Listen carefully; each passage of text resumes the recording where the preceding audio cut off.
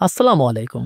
স্ক্রিনে যে লোকটিকে দেখছেন ওকে প্রায় ১৫ বছর তার বউ বাচ্চা থেকে দূরে রাখা হয়। মানুষ কিভাবে এতটা নিষ্ঠুর হতে পারে যে সামান্য কিছু ভুলের কারণে তার জীবন থেকে ১৫টা বছর কেড়ে নেওয়া হয়। আমি 100% গ্যারান্টি দিয়ে বলতে পারি, বারবার আপনাদের মনে হবে এতটা জঘন্য বদলা মানুষ কিভাবে নিতে পারে। অনেকে মুভি এক্সপ্লেন দেখার পরে পুরো মুভিটা দেখতে চায়।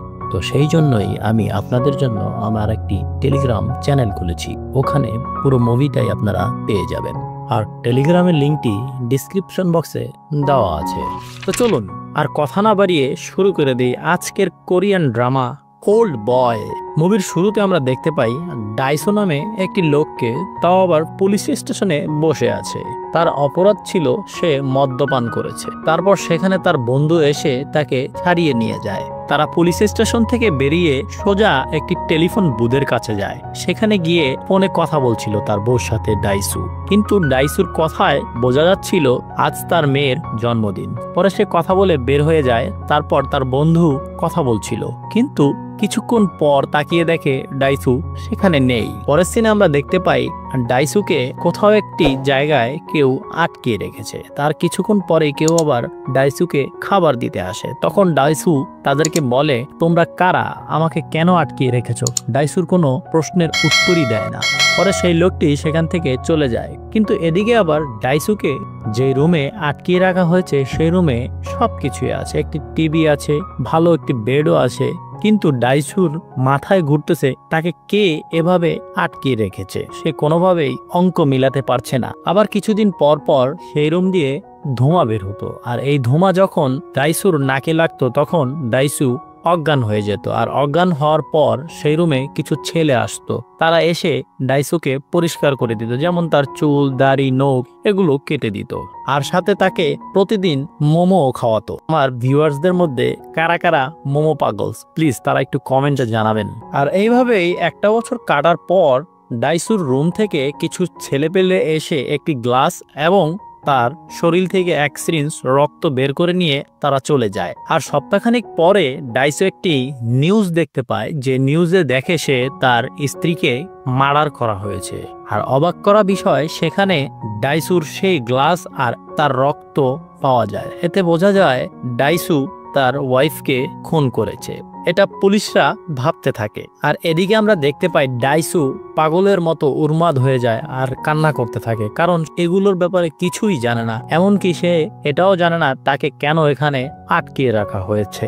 ডাইসুকে মোমো খাওয়ার জন্য চপস্টিক দেওয়া হতো। সেই চপস্টিক রেখে দেয় আর তার ঘরের ওয়ালের এক সাইড ফুটো করতে থাকে। কিন্তু ডাইসু খুব ভালো করেই বুঝতে পারে এই চপস্টিক দ্বারা ফুটো করতে করতে তার 15টা বছর লেগে যাবে। তাই সে প্রত্যেক বছর যাওয়ার পর তার হাতে একটি করে ট্যাটু করে নেয়। এদিকে ডাইসু ডায়েরি লেখাও শুরু করে। সে ডায়েরি লিখতে লিখতে চিন্তা করতে থাকে সে জীবনে অনেক পাপ করে ফেলেছে, কিন্তু সে এটাও ভাবতে থাকে যে এমন কোনো পাপ করেনি যেটার কারণে সে এত বড় শাস্তি পাচ্ছে।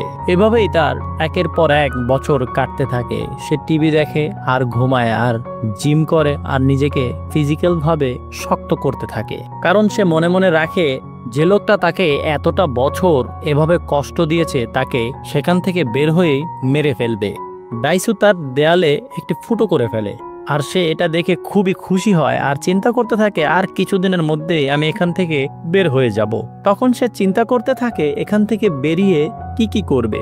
তখনই আমরা দেখতে পাই তার রুমে একটি মেয়ে ঢুকে পড়ে, আর মেয়েটি ডাইসুকে হিপনোটাইজ করে আর বলে, তুমি তোমার চারপাশে অনেক সবুজ ঘাস দেখতে পাবে। ডাইসু সেটাই দেখতে পায়। পরে আমরা দেখতে পাই ডাইসু একটি বক্সের ভিতরে বন্দি থাকে। তখন সে বক্সের থেকে বের হয়, আর বের হয়ে দেখে সে একটি ছাদের উপরে আছে। ডাইসু 15 বছর পর অবশেষে মুক্তি পায়।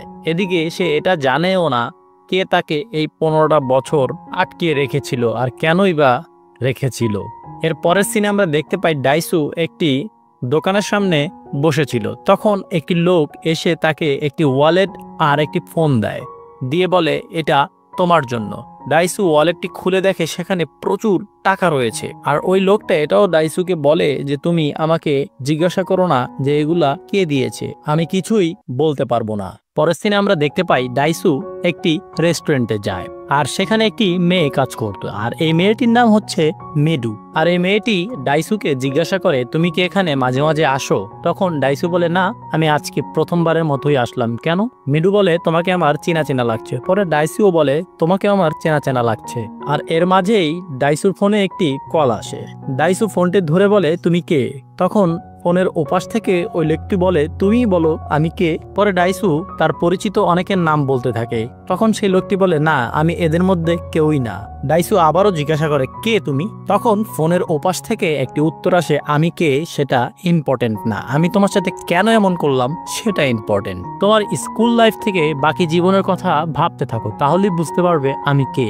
আর হ্যাঁ, আরেকটা কথা মনে রাখবে, বালির কণা হোক আর সেটা পাথর হোক, পানিতে ডুববেই। ডাইসু তখন বলে, তুমি আমাকে হিপনোটাইজ করে রেখেছিলে, তাই না? কিন্তু ফোনের ওপার থেকে কোনো উত্তরই আসে না। কিন্তু কিছুক্ষণ পর ওই লোকটি বলে, ডাইসু, আমি তোমাকে খুব মিস করছি, তুমি তাড়াতাড়ি আমার কাছে চলে আসো। এটা বলে সে ফোনটি কেটে দেয়। এরপর আমরা দেখতে পাই ডাইসু একটি জ্যান্ত অক্টোপাস খেতে থাকে। আর তখনই মিডু ডাইসুর হাতের উপরে তার হাতটা রাখে। ডাইসু হঠাৎ করে সেখানে অজ্ঞান হয়ে পড়ে যায়। এখন হয়তোবা আপনাদের মাথায় ঘুরপাক খাচ্ছে, মিডু হাত রাখায় ডাইসু কেন অজ্ঞান হয়ে গেল। তো চিন্তা করেন না, এটারও এক্সপ্লেন সামনে পেয়ে যাবেন। এরপর মিডু ডাইসুকে নিয়ে তার বাসায় চলে যায়। ডাইসু জ্ঞান ফেরার পরে দেখতে পায় মিডু তার ডায়েরিগুলো দেখতে ছিল, যেগুলো ডাইসু সেই জেলখানায় থেকে লিখেছিল। আর এটা দেখে ডাইসু সাথে সাথে তার ডায়েরিগুলো মিডুর কাছ থেকে নিয়ে নেয়। এরপর আমরা দেখতে পাই ডাইসু ও মিডু বসে একসাথে অনেক কথা বলতে থাকে। আর ডাইসুর সেই ডায়েরিগুলো পড়ার পর মিডুর মধ্যে দুর্বলতা জন্মায়। এদিকে আবার ডাইসু মিডুকে তার আত্মীয় স্বজনের কাছে পাঠায়, কারণ সে জানতে চাচ্ছিল তার মেয়ে কোথায় আছে। পরে ডাইসু জানতে পারে 15 বছর আগেই তার মেয়েকে অ্যাডপ্ট করে নিয়েছিল কোনো এক কাপেলরা। তারপর আমরা দেখতে পাই ডাইসু তার মেয়েকে খোঁজা বন্ধ করে দেয়, কিন্তু তার মধ্যে একটাই চিন্তা ভাবনা, এখন সেই লোকটাকে তার ধরতেই হবে যে কিনা তার 15টা বছর নষ্ট করে দিয়েছে তার জীবন থেকে। এটাই তার লক্ষ্য। তারপরে আমরা দেখতে পাই ডাইসু মোমো খাচ্ছিল, আর হঠাৎ করে তার মনে পড়ে গেল সে 15টা বছর মোমো খেয়েছে। তাই সে চালাকি করে ওই শহরের যতগুলো চাইনিজ রেস্টুরেন্ট আছে সবগুলোতে মোমো খাওয়া শুরু করলো, কারণ সে চিন্তা করতে থাকে, আমি যেই মোমোটা খেয়েছি ঠিক সেই স্বাদওয়ালা মোমোটা কোন রেস্টুরেন্টে পাওয়া যায়। অবশেষে সে একটা রেস্টুরেন্টে তেমনই স্বাদওয়ালা মোমো পেয়ে যায়। এরপর সেই রেস্টুরেন্টের ডেলিভারি ম্যানের পিছু করতে করতে 15 বছর তাকে যেই জেলখানায় আটকিয়ে রাখা হয়েছিল সেখানে সে চলে যায়। ডাইসু সেখানে গিয়ে জানতে পারে এটি একটি প্রাইভেট জেল, যেখানে কিনা টাকার বিনিময়ে মানুষকে আটকিয়ে রাখা হয়। পরে ডাইসু সেই জেলের বসকে বলে, আমাকে কে এখানে আটকিয়ে রেখেছিল আমাকে বলো। তখন সেই জেলের বস বলে, আমি কিছুই জানি না, তার সাথে আমার কখনো দেখা হয়নি, তার সাথে শুধু আমার ফোনে কথা হয়েছে। এরপর ডাইসু সেই জেলের বসের সবগুলো দাঁত প্লাস দিয়ে টেনে উপড়ে ফেলে দেয়। তার 15টা বছর এই জেলে নষ্ট হয়েছে। পরে ডাইসু যখন সে কল রেকর্ড নিয়ে বেরিয়ে যাচ্ছিল, ঠিক তখনই ওখানে অনেকগুলো লোক চলে আসে সেই জেলের বসের, আর তাদের সাথে ডাইসু মারামারি করে তাদের মেরে অবস্থা খারাপ করে দেয়। তো ডাইসুরও একটু অবস্থা খারাপ হয়ে যায়, তখন সে বাইরে গিয়ে পড়ে যায়। পরে হঠাৎ করে একটি লোক এসে ডাইসুকে ট্যাক্সিতে তুলে দেয় আর বলে, গুড বাই ডাইসু। তখন ডাইসু অবাক হয়ে তাকিয়ে থাকে আর ভাবতে থাকে, ও আমার নাম জানলো কিভাবে।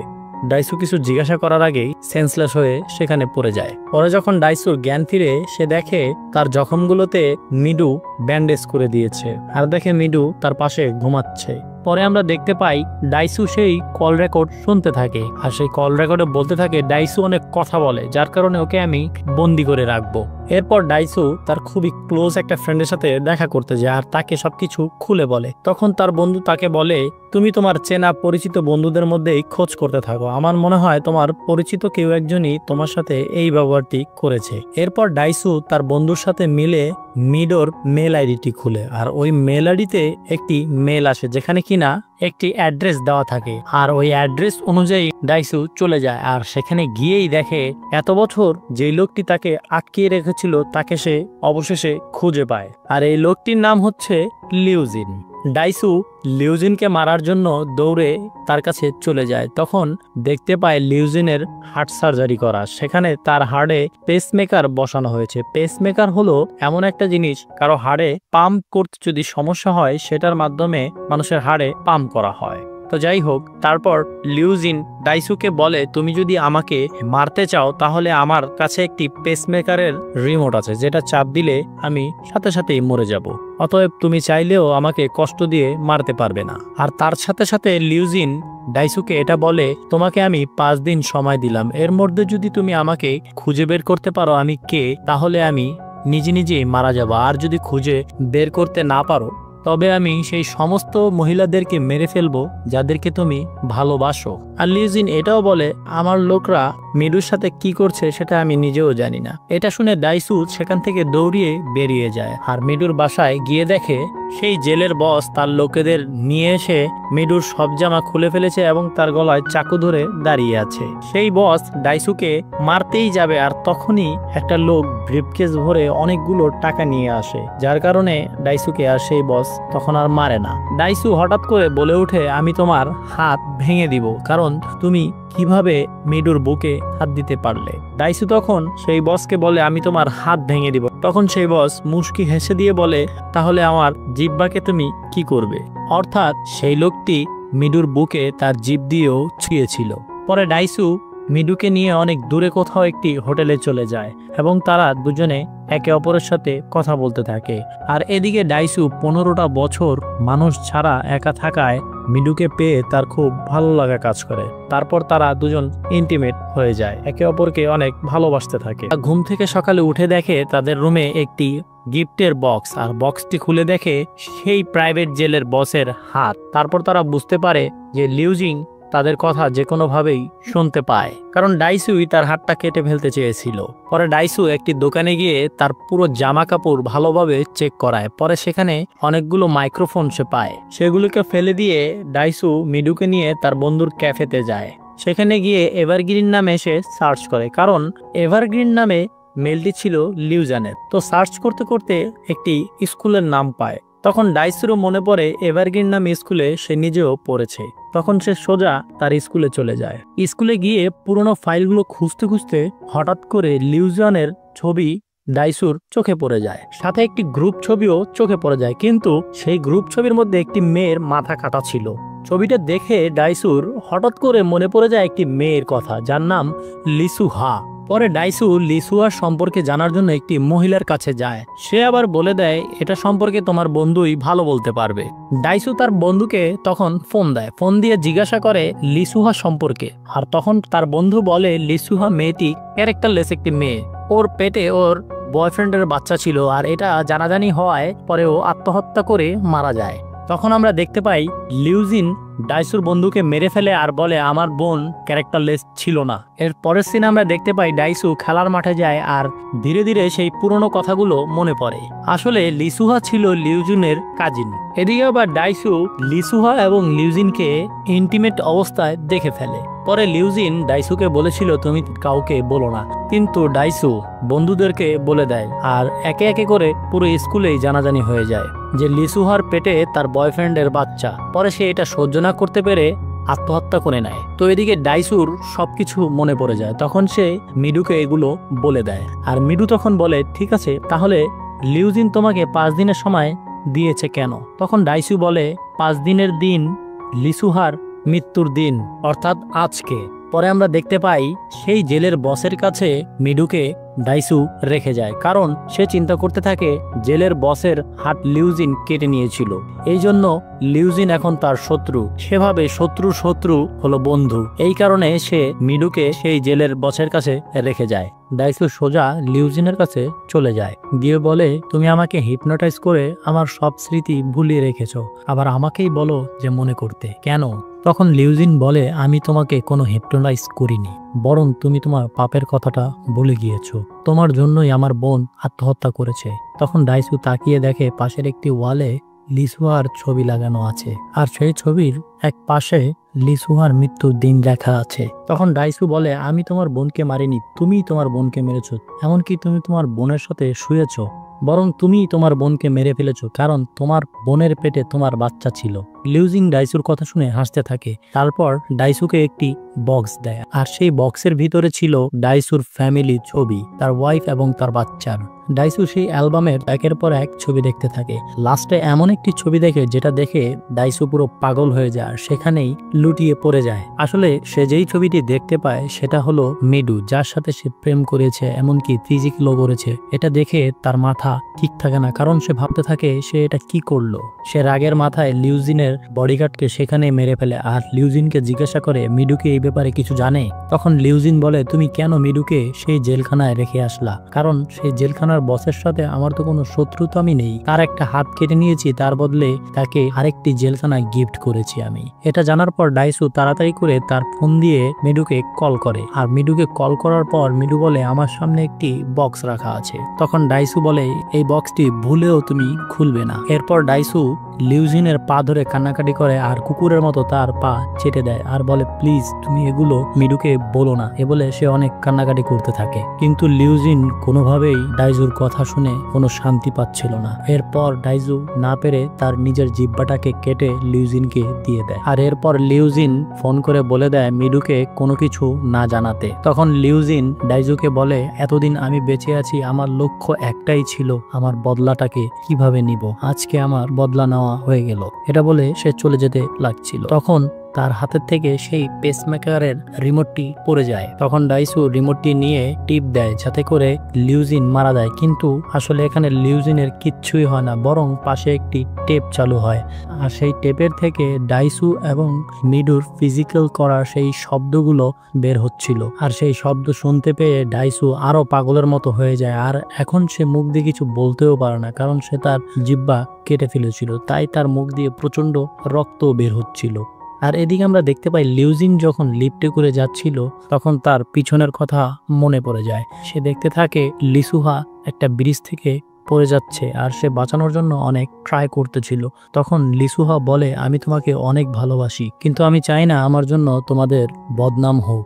এটা বলে সে লিউজিনের থেকে হাতটা ছাড়িয়ে পানিতে পড়ে যায়, আর ফ্ল্যাশব্যাক শেষ হওয়ার সাথে সাথে লিউজিন নিজেকে শুট করে মেরে ফেলে। আসলে লিসুহা প্রেগনেন্ট ছিল না, কিন্তু মানুষের মুখে এই গুজব শুনতে শুনতে সে ভাবতে থাকে সে হয়তোবা প্রেগনেন্ট। আর এদিকে আমরা দেখতে পাই ডাইসি তো এখন কথা বলতে পারে না, তাই সে একটি চিঠি লিখে সেই মহিলার কাছে চলে যায় যে তাকে হিপনোটাইজ করে রেখেছিল। আর সেই চিঠিতে লেখা ছিল যেখানে সে জানে মিডু তার মেয়ে, সেই স্মৃতিগুলো মুছে দিতে। সেই মহিলা বলে, এটা করা এত সহজ না, আমি জানি না এটা আদৌ সম্ভব কিনা। তারপর সে হিপনোটাইজ করা শুরু করে দেয়, আর বলে, তোমার মধ্যে দুটো লোক আছে, একটি যে কিনা জানে মিডু তোমার মেয়ে, আরেকটি যে জানে না মিডু তোমার মেয়ে। পরে আমরা দেখতে পাই ডাইসু অজ্ঞান হয়ে মাটিতে পড়েছিল, তখন মিডু সেখানে চলে আসে। এসে ডাইসুকে জড়িয়ে ধরে আর বলে, আমি তোমাকে অনেক ভালোবাসি। ডাইসিও মিডুকে জড়িয়ে ধরে আর অনেক কান্না করতে থাকে, আর এখানেই মুভিটা শেষ হয়ে যায়। তো আপনাদের কি মনে হয়, ডাইসু আসলে এত বড় পাপ করেছিল যার জন্য তার এত বড় শাস্তি হলো? তো কমেন্টে জানাবেন সবাই প্লিজ। তো আল্লাহ হাফেজ, আপনারা সবাই ভালো থাকবেন।